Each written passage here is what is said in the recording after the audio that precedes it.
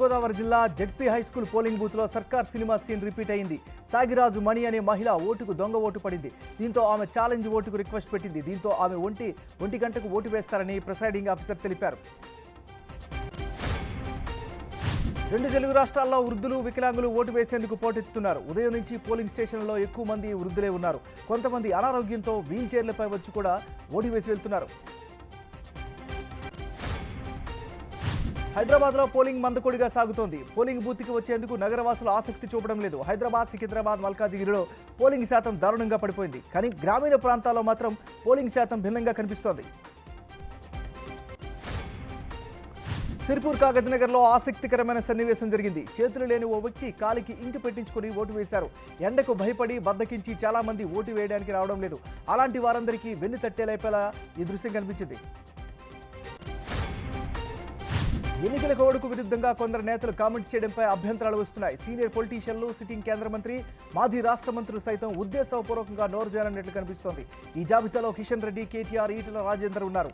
Balakrishna party కండువా కప్పుకొని polling బూత్లోకి వెళ్లడం వివాదానికి దారితీసింది.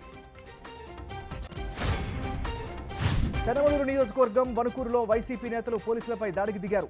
అడ్డుకున్న టీడీపీ నేతలతోనూ ఘర్షణలకు పాల్పడ్డారు. కార్యకర్తలను అడ్డుకున్న పోలీసులపై వైసీపీ నేత ఆరేపల్లి శ్రీకాంత్ దాడి చేశారు.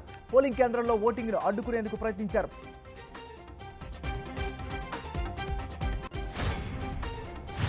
జమ్మలమడుగు నియోజకవర్గంలో దాడులు ఉద్రిక్తతలకు దారితీశాయి. ఎర్రగుంట్ల మండలం పెద్దన్నపాడు గ్రామంలో ఇరు వర్గాల మధ్య ఘర్షణ జరిగింది. పోలింగ్ బూత్ దగ్గర ఓ పార్టీకి ప్రచారం చేస్తున్నారని వివాదం మొదలైంది. దీంతో మరో వర్గం అభ్యంతరం తెలిపింది. గొడవ జరిగింది, పరస్పరం కొట్టుకున్నారు.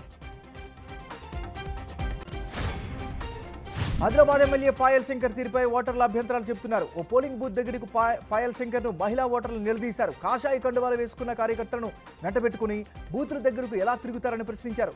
దీంతో వాగ్వాదం జరిగింది. మహిళలు గట్టిగా నిలబడ్డారు. తెనాలిలో ఎమ్మెల్యే శివకుమార్ ఓవర్ యాక్షన్ వివాదాస్పదమైంది. క్యూ లైన్లో ఉండాలని ఎమ్మెల్యేకు ఓ ఓటర్ సూచించాడు. దీంతో ఆ ఓటర్పై ఎమ్మెల్యే చెంపపై కొట్టాడు. ఆ తర్వాత ఆ ఓటర్ కూడా ఎమ్మెల్యేలను అదే స్థాయిలో కొట్టాడు.